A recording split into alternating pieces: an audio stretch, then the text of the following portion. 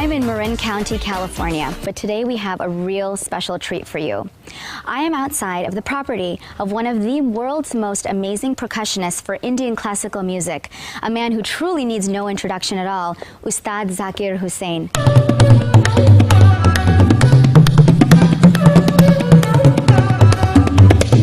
Before we go in, this property is so gorgeous, I want to actually take a quick sneak around this property, so come follow me.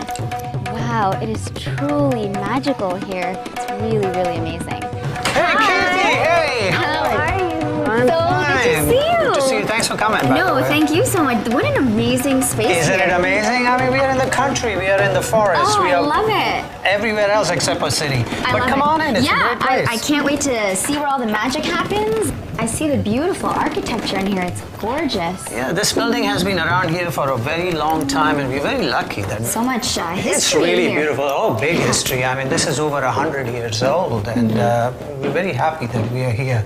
But, you know, let me show you the rooms that I hang out. And this is where, you know, my father's pictures there, my sister's pictures there. These are all the instruments that, you know, I've been collecting. There's many instruments around. This is actually a Spanish cajon, while this is a Brazilian rain stick. Oh, okay. And this is from Sri Lanka. This is a birimbau, which is, you know, an instrument that existed about 20,000 years ago. So what do you think, Kirti? Office? I think this is fantastic. Of course, no, this is great. See my and father? I see, yes, of course, Abbaji I see here. Yeah. Classical fusion. Never heard of it. Never heard of it. So I would just want to ask you, you know, can you talk to me a little bit about Shakti and how that got started? Where did you meet these incredible artists? Can you tell me a little bit about that? Well, so that's what you mean when you say classical, because Shakti is classic, simply the fact that it's way like 30-something odd years back in the past.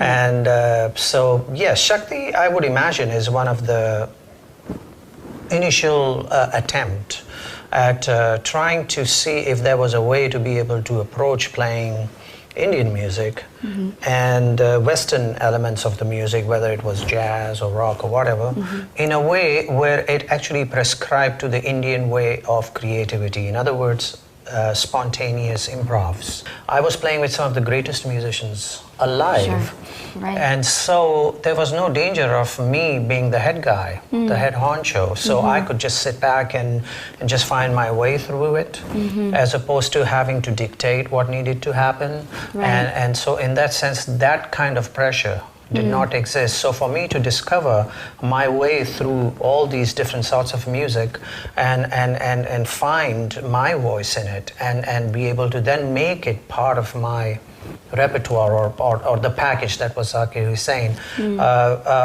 happened in that 10 or 12 years of doing it without any Indian interference.